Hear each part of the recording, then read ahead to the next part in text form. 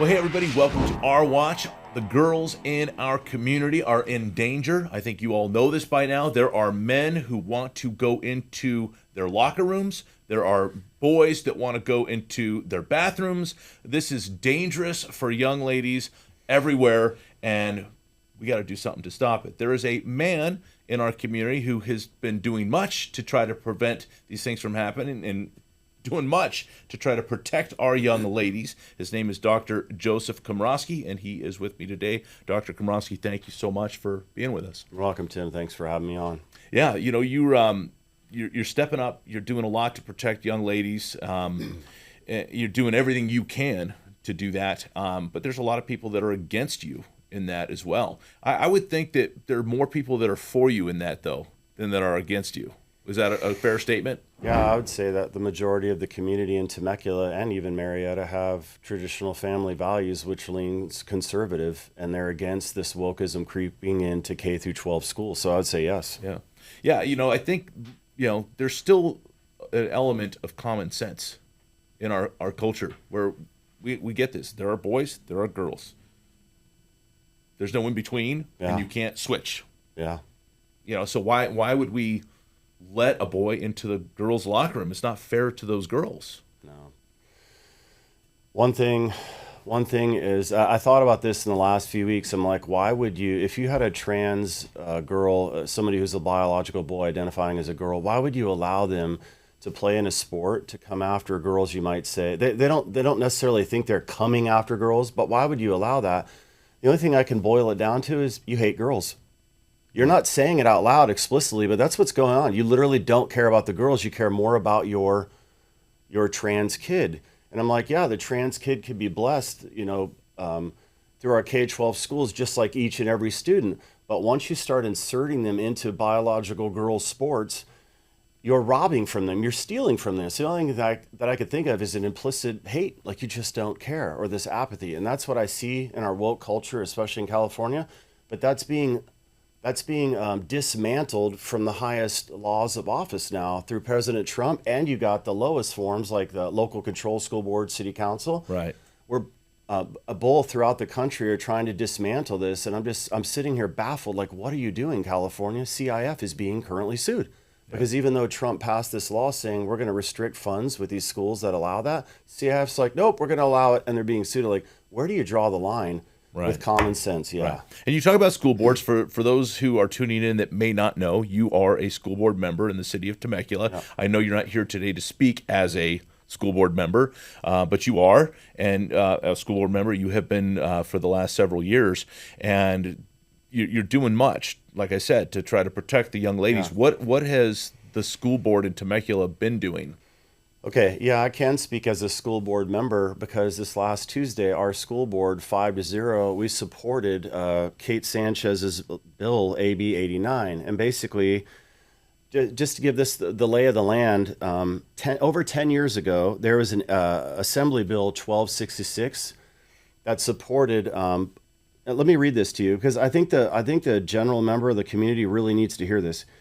Currently states that a pupil shall be permitted to participate in sex-segregated school programs and activities, including athletic teams and competitions, and use facilities consistent with his or her gender identity, irrespective of the gender listed on the pupil's record. So that bill, AB 1266, took a biological reality and made it a social construct. Now, if you identify as a girl, even though you weren't born with XY chromosomes naturally, you can participate in these sports K through 12. And what that did is that changed California Ed Code 221.5. So California Ed Code, a lot of people don't know this, it actually permits right now biological boys competing in biological girl sports all across the state. There's nothing you can do about it. And so the reason we as a school board supported the language of AB 89 is because it undoes this language of AB 1266. And if it passes on the assembly floor, it'll change California Ed Code, and it will ban or prohibit biological boys from, competing in biological girls sports. Right. And so that's the stand we took. Yeah. Well, I'm glad that you guys took that in support of this bill.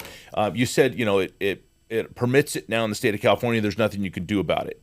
I'm I'm going to say there is something we can do about it. Number one, the bill. Hopefully, we can get this bill passed. But parents need to be aware of these things. Like you said, let me read this. Let me make sure we're aware of what this is. Yeah. We need to be informed. That's one thing as Christians.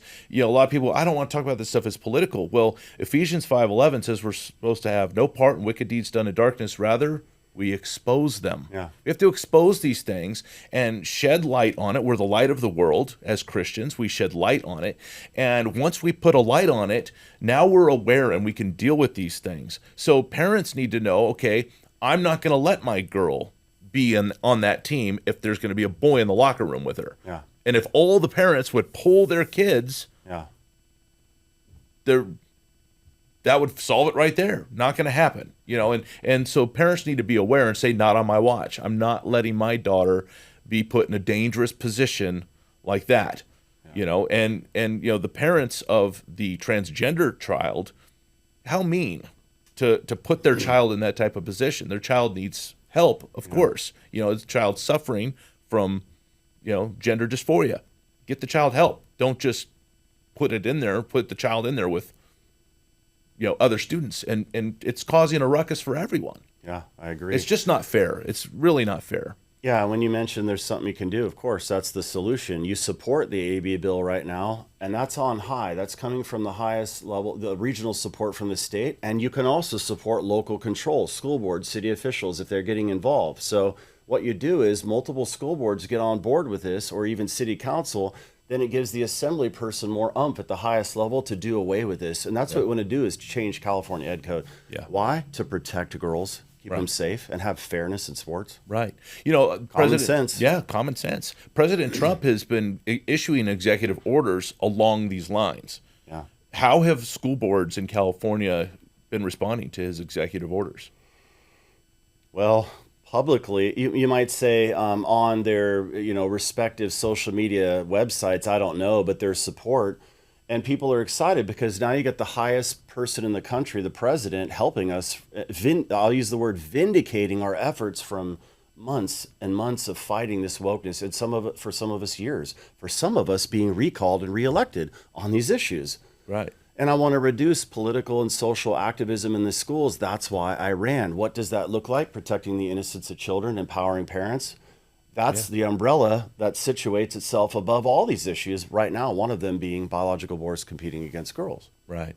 Have you guys have been taking a stance, and tell me how that have you had a full support of every school board member on this? Yeah, 5-0. 5-0. Yeah, which is really good, and we hope other school boards get on board. And I will tell you, it happened so quickly before these bills that are going to be heard. And let me shout out to the reader, or the community members, just so that you know, AB 89 with Kate Sanchez, that deals directly with boys competing in girls' sports, and how the bill wants to do away with this, and subsequently basically, it would change California Ed Code. Well, AB 844 is under Bill Asaley. That's dealing with biological boys taking showers, using locker rooms, staying overnight with the biological girls. So it's a bipartite effort to get this wokeness out and to have fairness and safety. So it's two different bills that are going to be heard. Once again, AB 89, AB 844, both of them are effectively chipping away. And what we're seeing, by the way, and this is just the irony of ironies, and I mentioned this at my school board meeting, I agreed with Governor Newsom because he is against this. Now, of course, we all think it's a political maneuver, of course. Maybe he's running for president, right? Yeah. But since we agree at the local level, he's saying it from the state level, it's putting the assembly people that might try to reject these two bills, it's putting them in a spotlight. And this is something I talked with Bill Asaley this morning. I go, do you think it's going to pass? He goes, probably not. He goes, but what it'll do is shine the spotlight on the Democrats throughout the whole country, and they will not give up on a dying issue. And that's what I think it is, a dying issue. Right. The general public throughout all 50 states, they're done with this. They're done.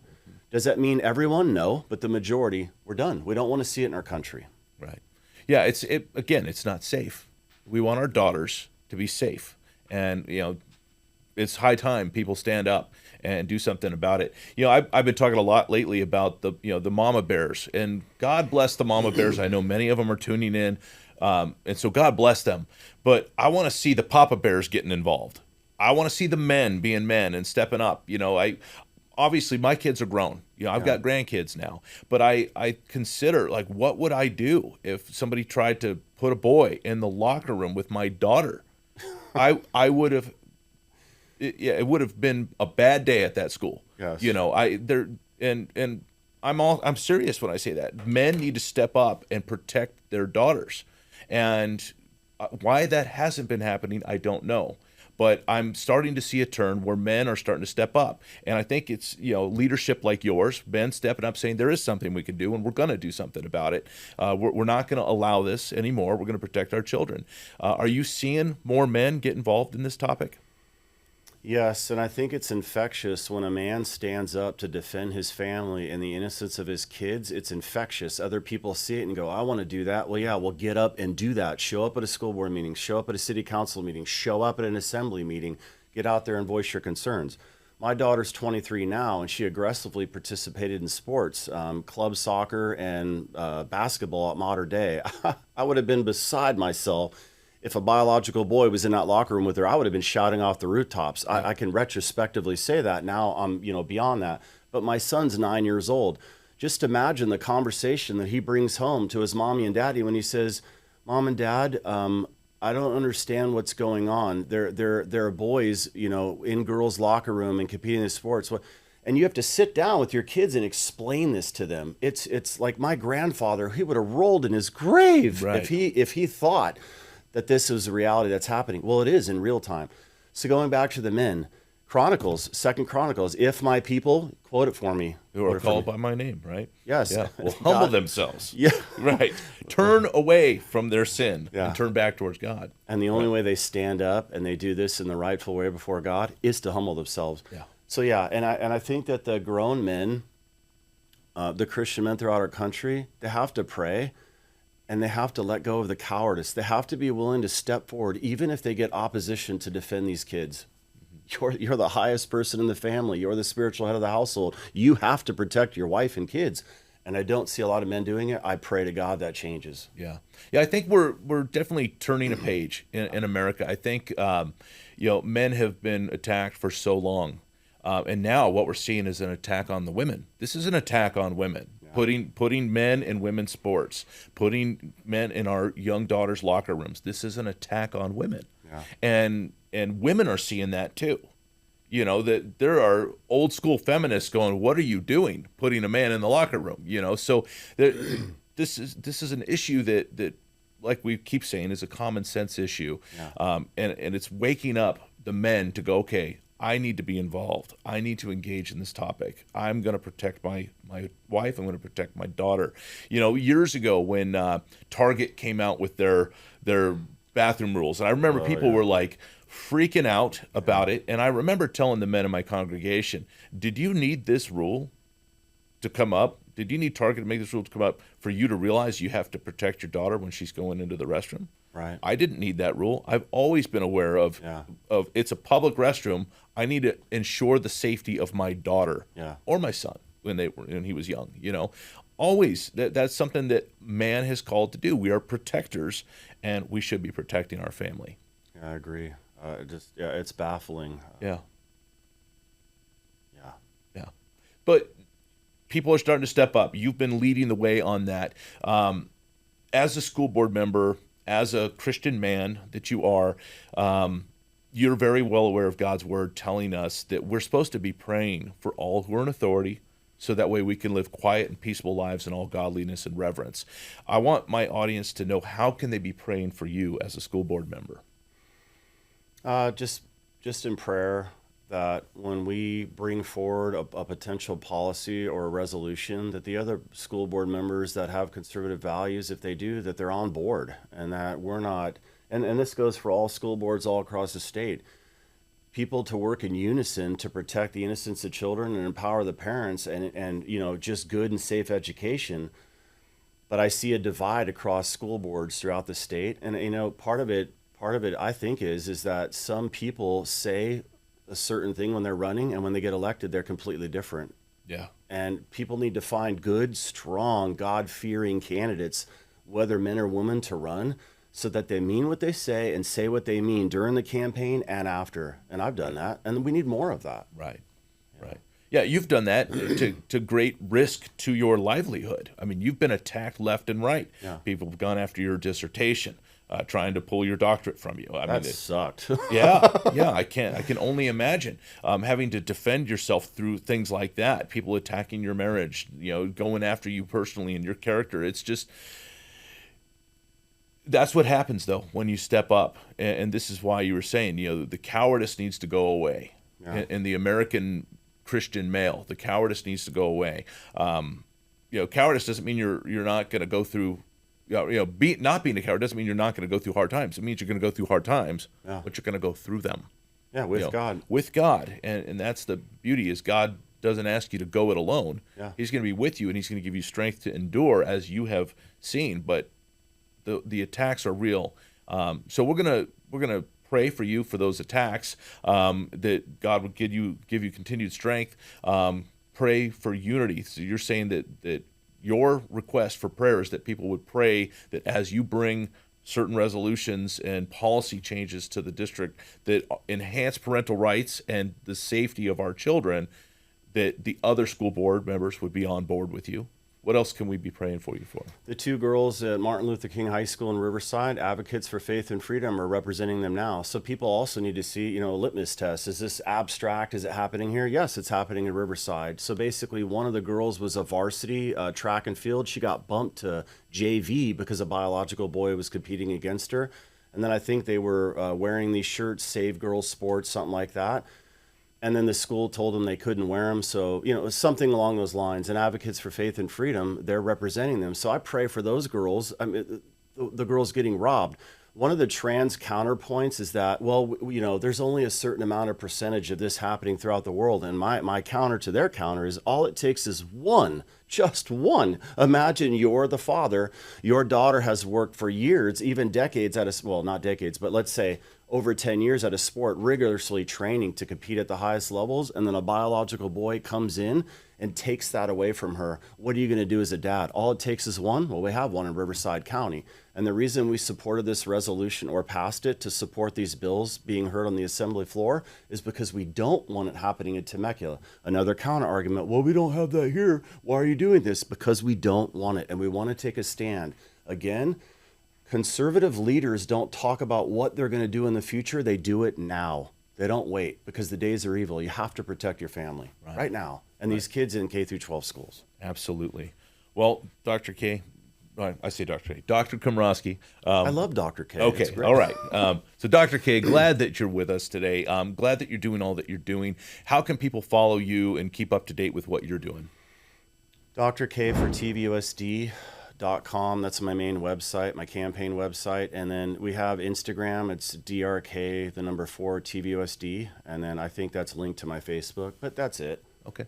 But thanks for the prayers. Really appreciate it. Yeah, I want to thank you for all that you do. And I do want to say to all of you that are tuned in, go over to ourwatch.com, subscribe, become one of our watchmen. We would really appreciate that. We want to keep you up to date with everything that's going on. And make sure you're praying for Dr. Komrosky.